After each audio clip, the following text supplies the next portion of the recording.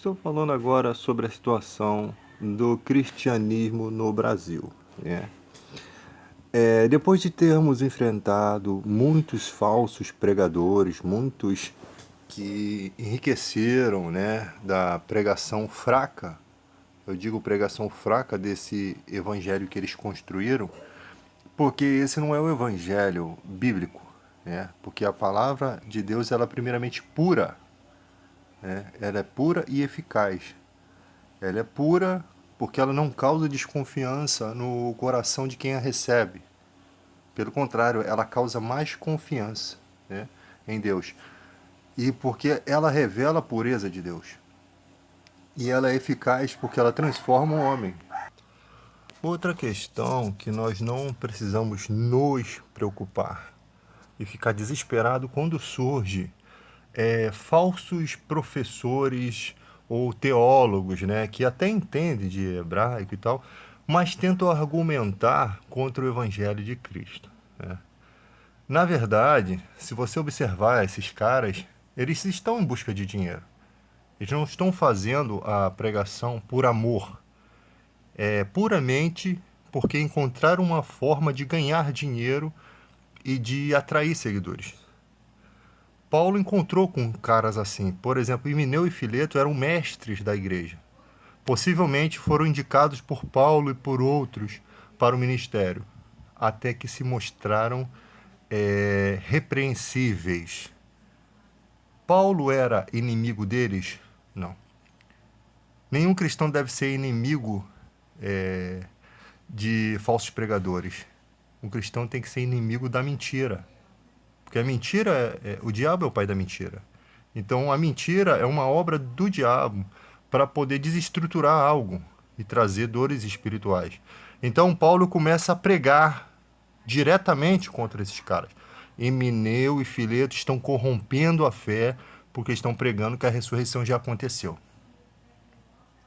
No evangelho você sempre vai encontrar tipos de pessoas assim. Pessoas que estão no poder, colocadas ali por alguém, e depois elas começam a tomar as rédeas da igreja como sem respeito algum àquela pessoa que os indicou ali. João mandava cartas para as igrejas e tinha um carinha lá que desfazia daquelas cartas, porque ele queria dominar, ele não queria mais que João fosse quem direcionava aquilo. Então aquele cara, em algum momento da vida dele, o mal entrou no coração dele pela ganância, seja lá qual for a circunstância, pelo pecado, né? E aquele cara começou a buscar os seus próprios interesses. E você sempre vai ver pessoas assim, porque a gente está lidando com o ser humano. O próprio Balaão era um profeta de Deus e era corrupto. Muitas vezes Deus falava, Balaão, não vai. Aí Balaão fazia todo aquele cerco que Deus acabava falando assim, então vai, cara, vai lá. E Deus mandava ele ir, e ele achando que estava indo na direção de Deus, Deus estava mandando ele ir para quebrar a cara, porque Deus já sabia que a palavra dele é sim, sim, não, não. O que passa disso é de procedência maligna. Então, se Deus uma vez falou não, é não. Se ele falar sim da segunda vez, é porque você está precisando quebrar a cara. Então, você vê a que ponto chegou Balaão de ser pago para amaldiçoar o povo de Deus. E quando ele ia amaldiçoar, Deus sabendo que havia poder nele, dado pelo próprio Deus, né? A unção que Deus deu não tirou, e Deus confundia a língua dele. Não tirou a unção, mas também não deixava ele amaldiçoar o povo. Para você ver a que nível se chega as pessoas. Tá? Então não duvide que pessoas aqui que não chegam nem ser um Balaão na vida, né? Um profeta, com certeza vão seguir caminhos tortuosos. Então, a igreja do Brasil, ela caiu para a área do preconceito, porque fomos mal instruídos demais por pessoas que não tinham conhecimento algum de situações, e o tempo vai passando e as coisas vão se acertando, e os cristãos autênticos vão deixando de lado algumas ministrações preconceituosas, tá? Não quer dizer que a pregação deles mudou. Quer dizer que em algumas áreas do raciocínio dos pregadores, eles estavam sendo falhos, mas não compreendiam essa falha. E existem muitas pessoas que estão pregando hoje sem ter compreensão do que estão falando. E E o problema é que agora estão sofrendo questões judiciais. O problema é a questão a seguir. Vem aquelas pessoas que se desvencilharam desse falso entendimento e tentam aplicar ao coração dela o amor, né, a mansidão, tentam aplicar o verdadeiro conhecimento, e essas pessoas já não aceitam mais porque elas ficaram bloqueadas nesse raciocínio. Para elas, aquilo ali é muito verdade, como se elas estivessem servindo a Deus ou deixando de servir se elas não aplicassem aquele fundamento que ela acha que é um fundamento. Então fica difícil, porque você tem pessoas que jamais vão entender da forma que a gente entende o Evangelho, né? Elas têm afetos por seus líderes, elas confiam piamente no que o líder delas estão pregando. Então por isso que a nossa abordagem tem que ser contra a liderança. Só que no mundo da tecnologia, o que eles fazem? Eles pegam os pequenos evangélicos, né? Os pequenos grupos de pessoas que às vezes não têm nem conhecimento de estudo, e eles pegam os erros dessas pessoas e jogam, né? E ali as pessoas fazem as suas críticas. Isso também é uma forma de preconceito, tá? Da mesma forma que o cara está sendo preconceituoso ali, o irmão, aquela pessoa que está usando assim também está sendo preconceituosa, está sendo desrespeitosa. Ela está fazendo a mesma coisa sem perceber, ou até percebendo, mas faz mesmo de propósito. Então, quando que nós vamos chegar a uma questão saudável, uma questão sadia? Porque nós temos muitos assuntos. Eu não perco muito tempo, né, a não ser que seja um pouco necessário, em debater questões, tipo, o cara vem falando que Jesus não ressuscitou, o outro vem falando que Jesus não andou sobre as águas, o outro vem falando que Jesus não, o Pai, o Filho e o Espírito Santo não é, a Trindade não existe. Cara, eu às vezes perco um pouquinho de tempo para ajudar outros irmãos a se manterem no entendimento, que tem muita coisa que a gente estuda e depois esquece. Mas eu sou munido de comentários bíblicos, né? Eu tenho comentário bíblico, eu tenho a fonte na hora que eu preciso estudar, aplicar um texto, eu tenho uma fonte que me lembra de bons argumentos dentro da escritura que sempre fizeram a defesa daquele texto, tá? E sempre farão, porque são argumentos eternos. Mas tem gente que esquece alguns textos ou confundem certos textos. E vem um cara supostamente professor, falando hebraico, falando aramaico, falando, sei lá, japonês em braille. E as pessoas acreditam por quê? Porque o cara vem com uma bagagem, não, ele é professor. Nós devemos respeito que o cara é professor. Sim, devemos respeito que o cara é professor. Só que o professor tem que debater com outros professores, tá? Porque fica uma causa muito desequilibrada.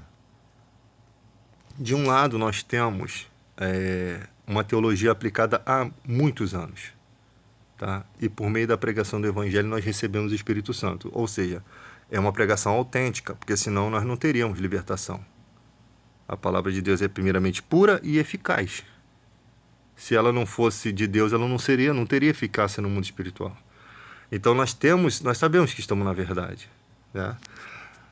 E ali você tem pessoas surgindo agora que você não sabe de onde vem, que vêm de igrejas e não foram bons cristãos, não falo nem como pessoa, mas como argumentadores do evangelho. Não foram bons argumentadores ou pregadores. Ou seja, não tinham dons de pregar. Aí o cara se enche de estudo achando que por meio do conhecimento ele vai adquirir. Gente, tem muita gente que tem conhecimento bíblico, mas ainda não recebeu o direito a crer. Tu acredita nisso? Ele não consegue crer naquilo que ele estuda. Se você conversar diretamente com ele, ele já sabe que aquilo está escrito, ele consegue fundamentar a sua pregação naquilo que está escrito, mas ele não tem o coração ainda disposto a crer, porque essa disposição é Deus que dá. É Ele que converte o coração do homem, que quebra o coração de pedra. É Ele que escreve as leis dentro do coração da gente. No momento que um cara precisar morrer pela sua fé, ele não vai aceitar, porque ele não tem, ele não acredita tanto na vida eterna, ele não tem aquela certeza. Fé é certeza das coisas que se esperam e convicção dos fatos que não se veem. E o homem se guia pela razão, pelo aquilo que ele vê. O homem é um Tomé na vida. Ele não consegue acreditar muitas vezes em certas coisas. Então, quando você recebe o poder de crer, e a Bíblia diz: a todos quanto receberam, deu-lhes o poder de serem feitos filhos de Deus, a saber, os que creem no seu nome. Só creem porque Deus condicionou-os a isso. Eles não creem porque por mérito próprio, por estudo, não foi por isso. Foi porque Deus condicionou-os a isso. Por isso que se chama dons do Espírito. Tá? Esses dias eu argumentei, um professor, até esqueci o nome dele, sei que era Sabino, né? E há muitos dias eu tenho feito pregações, acho que é Fábio Sabino, sobre isso. E ele argumenta uma coisa tão tosca, de que o anjo chama Jesus de rei. Quando que Jesus foi considerado rei? Ele argumenta. Professor. Cara, e tem uma profecia de Zacarias, dizendo que Jesus era o rei que viria montado numa jumentinha. Eis o rei de Israel, virá montado numa jumenta. Cara, que argumentação tola e tosca. Muito fraca, porque existe uma profecia exatamente disso, dizendo que Jesus era o rei que montaria numa jumentinha, no filhote de jumentinha, e foi exatamente o que Jesus fez. E eu fiquei abismado. Como que um cara com tanto conhecimento, ele não consegue, ele nem se deu o trabalho de raciocinar isso. Ele nem se deu o trabalho de vasculhar a Bíblia, ele nem se deu o trabalho. Aí a pergunta que eu fiz no canal dele: os seus professores, os seus tutores, eles concordam com o que você prega? Porque existem pessoas que começam a estudar e depois elas se acham maior do que os seus instrutores. Eu gostaria de saber se seus instrutores, eles concordam com o que você prega. Por isso que Paulo diz: pegue o evangelho e ensine a pessoas idôneas para que eles possam ensinar. Ou seja, não pode ensinar para qualquer pessoa, porque tem gente que faz como aquele mágico que quis comprar o dom do Espírito Santo para poder fazer sabe lá o quê.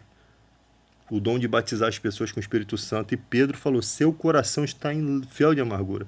Ou seja, o cara viu o poder de Deus, mas ele achou que aquilo era causa de ganho. E tem gente que conhece o poder de Deus e acha que é causa de ganho. Se ele acha que é causa de ganho, ele não vai se abnegar de qualquer coisa para ganhar dinheiro. E esse pastor estava criticando muito, esse professor estava criticando muita gente, muita questão de dinheiro, e o canal dele é monetizado. Ele ganha dinheiro para pregar. Se você ganha, não critique. Você pode criticar o enriquecimento ilícito. Estou dizendo que você não pode monetizar o seu canal e ganhar dinheiro. Não estou dizendo isso. Mas que se uma pessoa está fazendo de coração, de livre e espontânea vontade, ele vai se desvencilhar de tudo isso. Tá? Ele vai se desvencilhar, como Paulo se desvencilhou. Eu não quero motivo algum para alguém me acusar de algo. Porque eu sei o valor do evangelho. Então, quando você sabe o valor do evangelho, você não está ensinando por dinheiro. Mesmo que você seja digno de dobrados honorários, mesmo que a igreja, o evangelho te apoie nisso, mas o teu interesse não está no dinheiro. Você sabe que você pode. Se você não quer ter empecilhos, não pense em dinheiro. Porque nós temos necessidades, nós queremos. O dinheiro ele pode te impulsionar a fazer mais do que você faria. Tá? Por quê? Porque o dinheiro te traz uma certa liberdade financeira e você pode ter tempo para estudar mais, para se doar mais. Se você conseguir administrar nesse ponto de vista, parabéns, esse é o caminho. Né? Não atarás a boca ao boi que debulha. Né? Quem quer fazer a obra pode viver da obra, não tem problema. Mas o que eu vejo são pessoas, não vou falar que é o caso dele, mas se aproveitando de fato dos evangelhos. Só pregam pelo dinheiro. Se tirar o dinheiro, não tem mais pregação. E pregam, às vezes, no sentido de atrair as pessoas. Meu amigo, o verdadeiro pregador ele não está pouco se lixando se alguém vai dar joinha ou dislike ou vai ver a pregação. Ele sabe que ele está pregando a verdade. Ouve quem quer. Quem quer, aproveite. Você é um manancial, você está doando. Então, quem quer que beba dessa água. Quem não quiser beber, vai ficar com sede. Siga o seu caminho. Você não está preocupado, você apenas jorra o conhecimento. E absorve quem quer, e absorve quem tem interesse. Tá? Em nenhum momento você quer algo em troca. Você não está buscando. Você não está buscando algo em troca. É porque esse desejo de ensinar e essa, como eu posso dizer, essa revolta em ver como as pessoas são mal instruídas, ela mexe com o seu ser, ela mexe com o seu interior e faz você é, pensar que não pode se calar quanto a essas questões. Você não pode ficar calado, porque se você calar, existe uma frase que diz que para triunfo do mal basta que os bons façam nada. E a honestidade é um presente muito caro, não espere isso de pessoas baratas. Outra frase, o preço do cuidado é a eterna vigilância. Nas questões do evangelho é exatamente isso. Se você cruzar os braços, o mal prevalece. Se você não tiver cuidado, e o cuidado ele requer sacrifício, o preço dele é eterna vigilância. Porque se você tem os argumentos para ajudar as pessoas hoje e você não faz, amanhã as pessoas estão indo para certas religiões que vão acabar com ela espiritualmente, vão acabar com a luz que ainda existe nela, vão destruir. Eu não vou aqui dizer que religiões são. Qualquer caminho que não esteja dentro de Cristo é uma falsa religião. Qualquer caminho que não esteja dentro da verdade é um embaraço. Agora, as pessoas têm direito de seguir o caminho que quer, de crer em que quiser. Elas têm o seu direito. Mas eu sei que qualquer caminho, a única coisa que te transporta do reino das trevas para o reino de Cristo é a palavra de Deus. Colossenses 1,13. Ele nos tirou do império das trevas. Jesus chama Satanás de valente, que guarda os seus despojos. A estratégia dele está dentro da mente dos seres humanos, está dentro da ganância dos seres humanos. As motivações, inspirações no mundo espiritual, em relação ao cara sem Deus, ou o cara que conhece a palavra, mas quer o dinheiro, as inspirações, a gente não sabe como é que funciona isso. A gente só sabe a referência de que Jesus diz que ele é valente, que guarda armado. Como ele faz isso? Ele precisa do homem para isso também. Ele precisa de uma atmosfera ruim.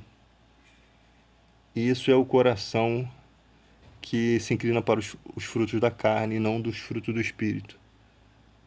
Inclinado para os frutos do Espírito, você encontra paz, mansidão, alegria, temperança, sabe, longanimidade. Inclinado para o lado da carne é tudo o oposto. É tudo sofrimento.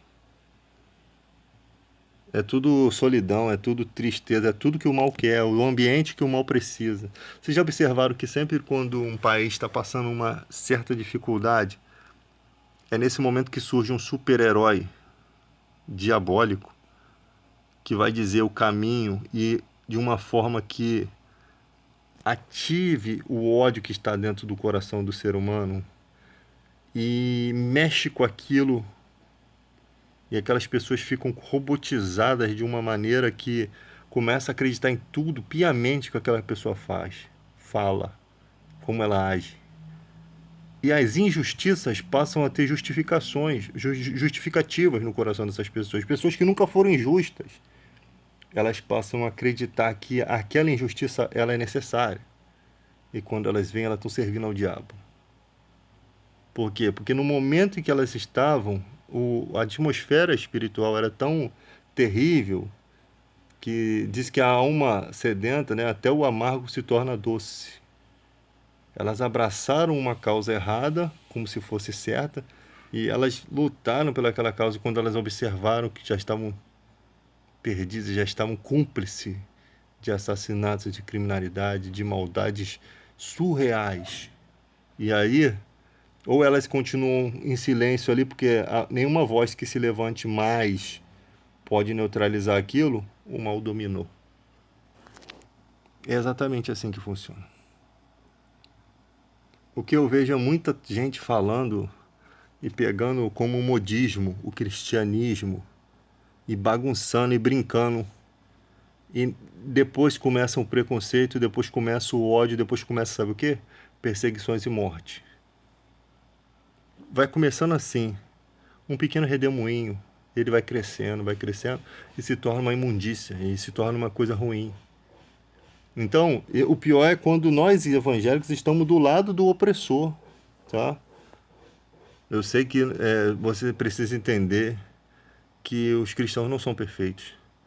Eles têm sim muitas questões preconceituosas no coração que precisam ser averiguadas. Precisa de um papo reto, sentar, conversar com várias pessoas, argumentar, discutir, bater boca mesmo, no intuito de não se matarem, mas no intuito de acertar o que está errado. Questões de homossexualidade, questões do mundo, questões. Sabe?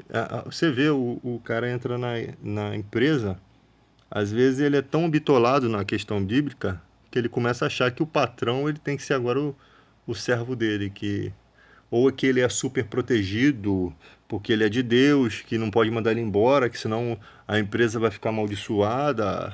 E, sabe, é umas coisas meio alienadas. Por quê? Porque aquela pessoa foi mal ensinada. Nós temos aí livro Exu para Caboclos e Heresias de igreja para ensinar coisas de outra religião, para os cristãos saberem contra o que eles estão lutando. Olha, que coisa terrível. Eu preciso saber, não, meu filho. O meu Jesus, ele venceu o mais valente. Ele venceu o próprio Satanás. Se eu creio nele, eu estou com autoridade máxima no mundo espiritual. Eu não preciso saber se aquela pipoca vai fazer mal para minha perna, para o meu braço. Eu não preciso saber disso. Todos os alimentos pertencem a Deus. Ninguém tem direito de amaldiçoar aquilo que é de Deus. Aquilo que foi Deus que... Quando você bota uma semente lá do milho, um mistério acontece ali de nutrientes que nutre aquela semente e nasce um milharal ali. Quem criou isso foi Deus, tá? Aí fez a pipoca com aquele milho, aí alguém acha-se no direito de amaldiçoar aquilo para prejudicar a sua vida, sendo que algo foi criado por Deus. Não dá para amaldiçoar aquilo que Deus abençoou.